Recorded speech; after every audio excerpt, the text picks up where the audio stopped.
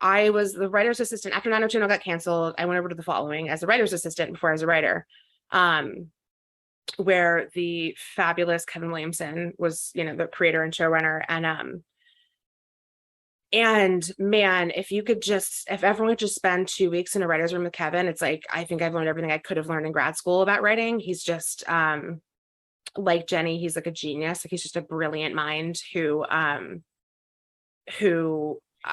like some days I would leave and like cry because I was like, my mind is never going to be that sharp. Like I will never have a brain like that. Like I will never be able to do what he does because like he's so smart.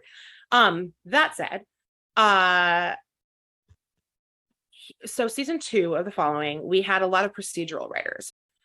And so they're really smart writers and they're really good at what they did, but they had all come up in rooms where you start the story from a place of like evidence and blood spatter and from plot, right? Like you figure out who the killer was, who done it, how do you twist it to hide that, how do you make it feel surprising?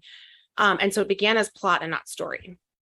And Kevin would come into the room because pretty quickly, I think he realized that was an issue with the room. And he would say, episode 4, what's the story? And the writer would be like, well, so Kevin Bacon finds the blood spatter and it leads him to this. And he's like, nope, that's all plot. What is the story of this episode? I will not hear you pitch it unless you can tell me what the story is in 2 sentences or less.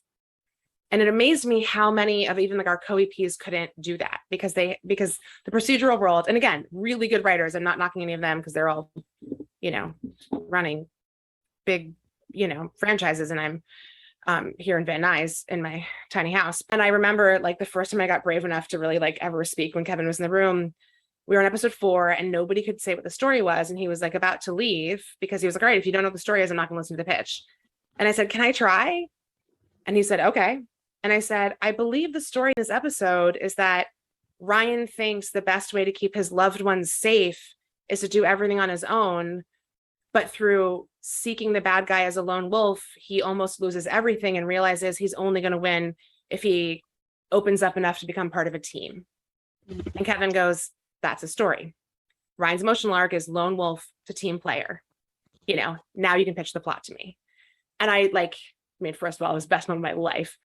But beyond that, I was like, oh, I get it. I get why Kevin's stories are so satisfying because he is you always put story first. And when I write pilots and when I, when I start to flounder in my own writing, I always go back to that 1 or 2 sentence, like, what is the story that I'm trying to tell? Because I'm getting caught up in the plot and I'm getting lost in the details. And this is a story about blank. So that's my best writing advice. Screenwriters Talk Screenwriting.